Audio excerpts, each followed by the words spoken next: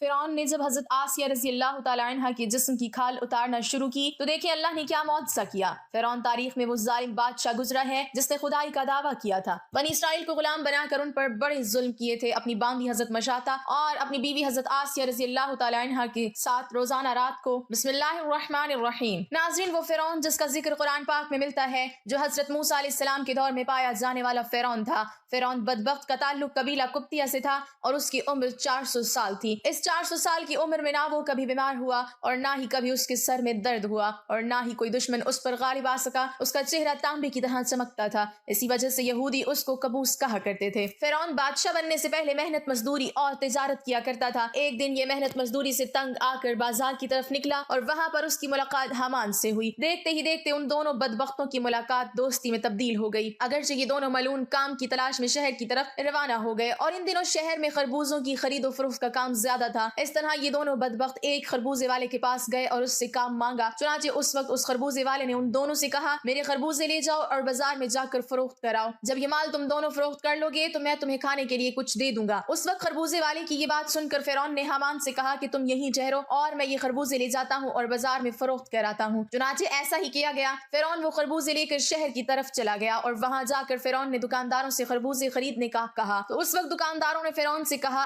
ہم تو سودا ادھار پر خریدتے ہیں اور فروخت کرنے کے بعد اس کی رقم ادا کرتے ہیں اور یہاں کا یہی دستور ہے۔ چنانچہ دکانداروں کی یہ بات سن کر فرعون کچھ دیر کے لیے خاموش ہو گیا اور پھر اسی وعدے پر وہ سامان فروخت کر کے واپس چلا آیا۔ واپس آ کر خربوزے کے مالک سے کہا، مجھے یہ کام اچھا نہیں لگتا۔ اتنا بول کر فرعون وہاں سے چلا گیا۔ اب فرعون کو کسی اچھے کام کی تلاش تھی جس کی وجہ سے فرعون زیادہ سے زیادہ مال و دولت اور روپیہ پیسہ کما سکے۔ اس کے بعد فرعون بادشاہ مصر کے دربار میں چلا گیا اور اس کی خدمت میں جا کر درخواست پیش کر دی کہ میں بہت دور سے آیا ہوں، میں بہت غریب ہوں اور مجھے کسی کام کی تلاش ہے اور میں کھانے پینے سے بھی عاجز ہوں۔ برائے مہربانی اپنی سلطنت مصر کے اسی شہر میں بطور فدوی مجھے کوئی کام دے دیا جائے اور اس غلام کو اس جگہ پر مامور فرما کر سرفراز کیا جائے۔ چنانچہ اس وقت فرعون کی یہ بات سن کر مصر کے بادشاہ نے کہا کہ تو کون سا کام چاہتا ہے؟ چنانچہ بادشاہ کی یہ بات سن کر فرعون نے کہا کہ مجھے مصر کے قبرستان کی دروغی دے دی جائے اور اس کے بدلے میں کچھ رقم فدیے کے طور پر شاہی خزانے میں جمع کروایا کروں گا اور باقی رقم اپنے پاس رکھوں گا اور میری اجازت کے بغیر مصر کے اس قبرستان میں کوئی بھی مردہ دفن نہ ہوگا۔ یہ بات سن کر اس وقت کے بادشاہ مصر نے فرعون کو مصر کے قبرستان کی دروغی دے دی۔ چنانچہ اس طرح مصر کے قبرستان کی دروغی ملتے ہی فرعون بہت خوش ہوا اور خوشی خوشی جا کر قبرستان کے دروازے پر بیٹھ گیا اور انتظار کرنے لگا کہ اب کون آئے گا جو اپنے مردے کو قبرستان میں دفن کرے گا۔ ناظرین، اللہ کے حکم سے ایسا ہوا کہ اسی سال مصر میں ایک وبا پھیل گئی جس کی وجہ سے مصر کے بہت سارے لوگ مرنا شروع ہو گئے۔ فرعون نے جب یہ دیکھا تو اس نے ہر لاش کے بدلے ان کے وارثوں سے ایک ایک سونے کا درہم لینا شروع کر دیا اور اس کے بعد کچھ ہی دنوں میں فرعون کے پاس بہت ساری دولت جمع ہو گئی اور فرعون امیر ہو گیا۔ اتنا مال و دولت اکٹھا ہو جانے کے بعد فرعون نے سوچا کیوں نہ مصر کے تمام قبرستان کو اپنے انڈر میں کیا جائے، لہٰذا فرعون نے ایسا ہی کیا۔ فرعون نے وقت کے بادشاہ کو بہت سارے پیسے دیے اور مصر کے تمام قبرستان کی دروغی اپنے ذمہ لے لی۔ چنانچہ اس طرح فرعون قبرستان کی دروغی کے ذریعے بادشاہ مصر کے خزانے میں بہت سارا روپیہ پیسہ جمع کرواتا اور فرعون کے اس عمل سے بادشاہ مصر بہت خوش ہوتا اور بادشاہ مصر فرعون کو پیار اور عزت دینے لگا۔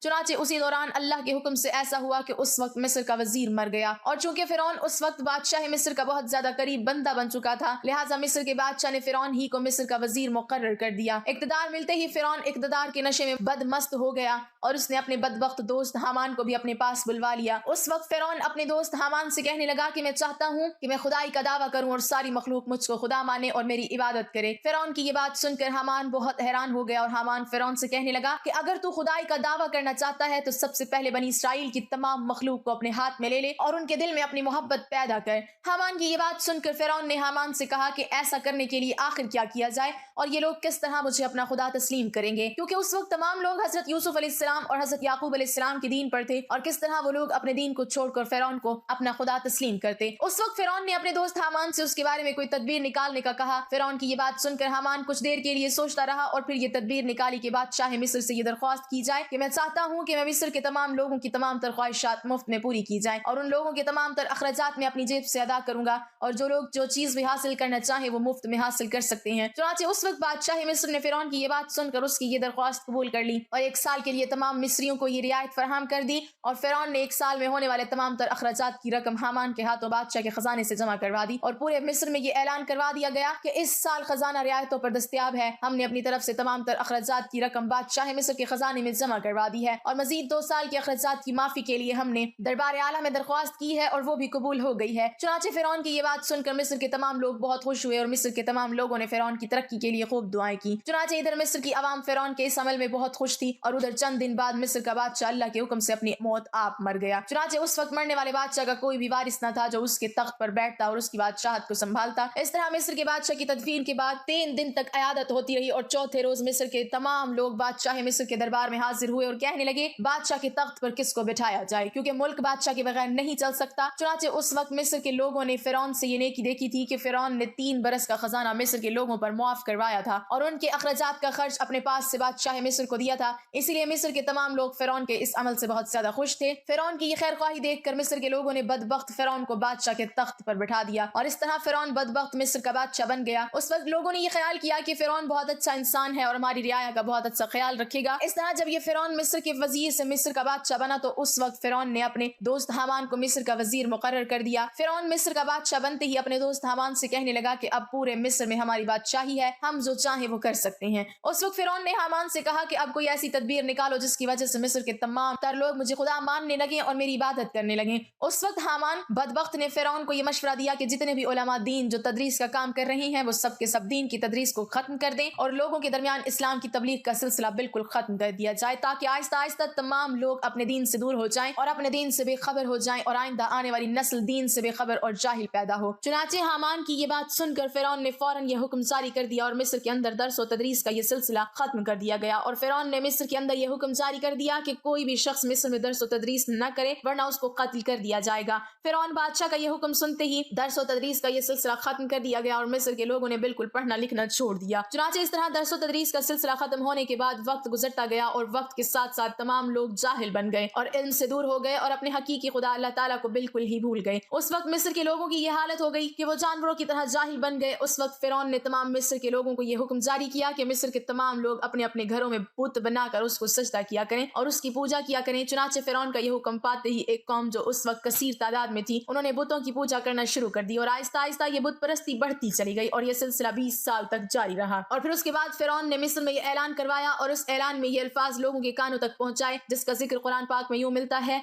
और बस लोगों को जमा किया और लोगों से कहा कि मैं हूँ रब तुम्हारा सबसे बड़ा और बुलंद। नाज़रीन, इस तरह लोग कई साल तक बुतों की पूजा करते रहे। जब लोग मुशरिक और बुत परस्त बन गए तो उस वक्त फिरौन ने यह हुक्म जारी किया कि अपने घरों में मौजूद तमाम बुतों को तोड़ दिया जाए और मुझे खुदा माना जाए और मेरी पूजा की जाए। चुनाचे फिरौन का यह हुक्म मिलते ही तमाम लोगों ने ऐसा ही किया। तमाम कौम ने बुतों को तोड़ दिया और फिरौन को पूजना शुरू कर दिया और फिरौन को खुदा मानने लगे। लेकिन कुप्ती कौम के अलावा कोई दूसरा फिरौन को खुदा नहीं मानता था। कुप्ती कौम वाहिद ऐसी कौम थी जो फिरौन को अपना खुदा मानती थी और बाकी तमाम लोग अल्लाह की वादानियत पर यकीन रखते थे और अल्लाह ताला को खुदा मानते थे। इसी वजह से फिरौन कुप्तियों पर बहुत मेहरबान था और बनी इसराइल के मुसलमानों पर तरह तरह के जुल्म सितम किया करता था, क्योंकि बनी इसराइल की कौम हजरत यूसुफ अलैहिस्सलाम के दीन पर थी। इसी वजह से तो फिरौन उन पर जुल्म करता था। फिरौन तारीख में वो जालिम बादशाह गुजरा है जिसने खुदाई दावा किया था, जिसकी जुल्म की दास्तानों से तारीख के औराक भरे पड़े हैं। बनी इसराइल को गुलाम बनाकर उन पर बड़े जुल्म ढाए, बांधी और अपनी बीवी हजरत आसिया रज़ी अल्लाह तआला अन्हा पर जुल्म के पहाड़ तोड़कर उनको शहीद कर डाला। आखिरकार अल्लाह ताला ने उसको उसके तकब्बुर के साथ दरियाए नील में गर्क कर दिया। उसकी हुकूमत को निस्तो नाबूद और तहस नहस कर डाला और रहती दुनिया तक के लिए उसको इबरत का निशान बनाकर ये साबित कर दिया कि तकब्बुर का अंजाम सिर्फ बर्बादी है और तकब्बुर सिर्फ अल्लाह की चादर है। फिरौन की महल में एक औरत फिरौन की बेटियों के बाल संवारा करती थी। एक बार वो फिरौन की बेटी के बाल संवार रही थी कि उनके हाथ से कंघी नीचे गिर गई। जब वो कंघी उठाने लगी तो उन्होंने अल्लाह का नाम लिया। जब उस बांदी ने अल्लाह रब्बुल इज्जत का नाम लिया तो वो फिरौन की बेटी समझ गई कि ये तो मेरे वालिद को माबूद नहीं मानती बल्कि हजरत मूसा अलैहिस्सलाम के अल्लाह पर ईमान रखती है। चुनांचे उस लड़की से पूछा कि क्या तुम मेरे वालिद को खुदा नहीं मानती? उसने कहा कि हरगिज नहीं, मेरा खुदा तो वो है जो हजरत मूसा अलैहिस्सलाम का परवरदिगार है। जब लड़की ने दो टोक जवाब सुना तो वो उठकर अपने बाप के पास गई और कहने लगी कि आपके महल में आपके ज़ेरे साया रहने वाली औरत आपको तो खुदा ही नहीं मानती। बेटी की बातें सुनकर फिरौन गुस्से में आ गया। चुनांचे वो कहने लगा कि मैं दरबार में जाकर उस औरत को ऐसी सजा दूंगा कि या तो वो मूसा अलैहिस्सलाम के रब को अल्लाह कहने से बाज आ जाएगी या फिर अपनी जान से हाथ धो बैठेगी। अब जब फिरौन अपने दरबार में पहुंचा तो उसने उस औरत को अपने पास बुलवाया और कहने लगा कि देखो भाई, तू मूसा अलैहिस्सलाम के اللہ کو اللہ کہنا چھوڑ دو۔ وہ کہنے لگی کہ ہرگز نہیں۔ تو اس نے اس کو بڑا ڈرایا دھمکایا، مگر وہ کہنے لگی کہ اب تم جو کچھ کر سکتے ہو کر لو، میں پیچھے نہیں ہٹوں گی۔ ان کا یہ دلیرانہ جواب سن کر فرعون نے اسے اپنی انا کا مسئلہ بنا لیا۔ چنانچہ فرعون نے حکم دیا کہ اس کو زمین پر لٹا دیا جائے، تو انہیں زمین پر لٹا دیا گیا۔ پھر حکم دیا کہ ان کے دونوں ہاتھ پاؤں میں کیلیں گاڑ دی جائیں، چنانچہ ان کے پاؤں میں کیلیں گاڑ دی گئیں تاکہ وہ حرکت نہ کر سکیں۔ اسی دوران وزیر آیا اور اس نے فرعون سے کہا کہ اس کی ایک دودھ پیتی چھوٹی سی بچی بھی ہے، اگر اس کی بیٹی کو اس کے سامنے یہ قتل کر دو تو یہ اپنی مامتا سے مجبور ہو کر آپ کی بات مان جائے گی۔ اس کے بعد فرعون نے اس کی اس دودھ پیتی بچی کو گھر سے بلوایا،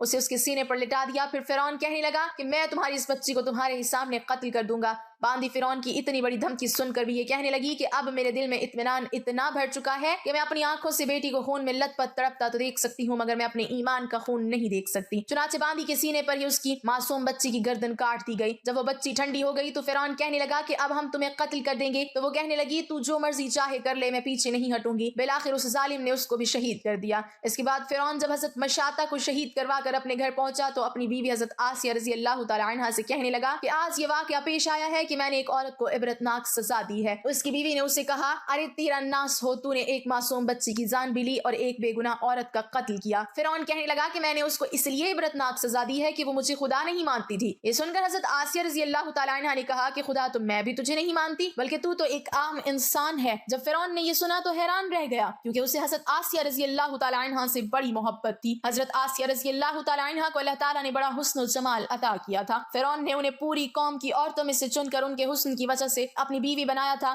اس وجہ سے وہ ان سے بڑی محبت کرتا تھا۔ چنانچہ فرعون کہنے لگا کہ یہ تم کیسی باتیں کرتی ہو؟ وہ کہنے لگی کہ میں بالکل ٹھیک کہہ رہی ہوں کہ تو جھوٹا ہے، پروردگار تو وہی ہے جس کا پیغام لے کر حضرت موسیٰ علیہ السلام تشریف لائے ہیں۔ فرعون نے یہ بات سنی تو اسے بہت غصہ آیا، لہٰذا کہنے لگا کہ میں تمہارا بھی وہی حشر کراؤں گا جو میں نے مشاطہ کا کرایا ہے۔ وہ کہنے لگی تو جو چاہتا ہے کر لے، میرے ساتھ میرا پروردگار ہے۔ اب میں نے یہ فیصلہ کر لیا ہے کہ میں اپنے پروردگار کو کبھی نہیں چھوڑ سکتی، البتہ تیری ہر چیز کو لات مار سکتی ہوں۔ جب اس نے یہ باتیں سنی تو وہ پھر دربار آیا اور اس نے پھر سے لوگوں کو جمع کیا اور کہنے لگا کہ دیکھو یہ کتنی بڑی سازش ہو گئی ہے، موسیٰ علیہ السلام نے میری بیوی کو بھی بہکا لیا ہے۔ آج میں اس عورت کو یا تو مار ڈالوں گا یا پھر وہ اپنی بات سے ہٹ جائے گی۔ چنانچہ اس نے حضرت آسیہ رضی اللہ تعالی عنہا کو گرفتار کروا لیا۔ ایک وقت تھا کہ وہ ملکہ تھی، ان کے اشارے پر نوکر چاکر بھاگ بھاگ کر کام کیا کرتے تھے، لوگ احترام کی وجہ سے ان کی طرف آنکھ اٹھا کر بھی نہیں دیکھتے تھے، اور آج وہ فرعون کے دربار میں ملزم بن کر کھڑی ہے صرف اللہ کی محبت میں۔ پھر فرعون حضرت آسیہ رضی اللہ تعالی عنہا سے کہنے لگا کہ تو اتنے عالیشان محل میں رہتی ہے، اتنی نعمتوں میں پلی ہے، اور میں نے تجھے اپنی محبوبہ بنایا، لیکن میں سب کچھ تجھ سے چھین لوں گا، بہتر یہ ہے کہ تو اب بھی باز آ جا اور مجھے خدا مان لے۔ حضرت آسیہ رضی اللہ تعالی عنہا کہنے لگی کہ میں نے اب ایمان قبول کر لیا ہے، اس لیے میں اپنی بات سے پیچھے نہیں ہٹ سکتی۔ چنانچہ فرعون نے فیصلہ کر لیا کہ میں اسے بھی سزا دوں گا۔ اس کے بعد فرعون نے سب سے پہلے سزا کے طور پر انہیں رسوا کرنے کا فیصلہ کیا۔ چنانچہ اس نے کہا کہ سب سے پہلے اس عورت کے جسم سے لباس اتار دیا جائے۔ اب سوچنے کی بات یہ ہے کہ کسی مرد کو کہا جائے کہ تجھے لوگوں کے درمیان بے لباس کر دیں گے تو اس کو کیسی شرم آتی ہے، وہ چاہتا ہے کہ زمین پھٹ جائے اور اس میں سما جاؤں، اور عورت کے اندر تو اللہ تعالیٰ نے شرم اور حیا زیادہ رکھی ہے۔ فرعون نے ان کے جسم سے لباس اتروا دیا اور وہ کیسی صورتحال کا شکار ہوئی، ایک طرف ایمان ہے اور دوسری طرف امتحان ہے، لیکن وہ ڈٹی رہی۔ فرعون نے کہا اچھا اگر اب بھی نہیں مانتی تو میں تجھے اس طرح کا عذاب دوں گا۔ چنانچہ فرعون نے کہا کہ اس کا منہ میرے محل کی طرف کر کے لٹا دو تاکہ آخری وقت بھی نگاہیں اس کی میرے محل پر لگی رہیں اور اس کے ذہن میں یہ بات رہے کہ ان نعمتوں کو ٹھکرا کر ذلیل اور خوار ہو کر میں مر رہی ہوں۔ لہٰذا انہیں فرعون کے حکم کے مطابق لٹا دیا گیا، ان کے ہاتھوں اور پیروں میں لوہے کی کیلیں گاڑ دی گئیں تاکہ وہ ہل نہ سکیں۔ اس کے بعد فرعون نے لوگوں کو بلا کر کہا اس کے جسم سے کھال اتار دو۔ اس ظالم نے زندہ کے جسم سے کھال اتروا دی، وہ بھی عورت نازک بدن، مگر وہ اس کو برداشت کرتی رہی، انہیں اللہ کے نام پر تکلیف دی جا رہی تھی۔ اس طرح ان کے جسم سے کھال کو الگ کر دیا گیا۔ اللہ کی شان دیکھیں کہ وہ ابھی بھی زندہ تھی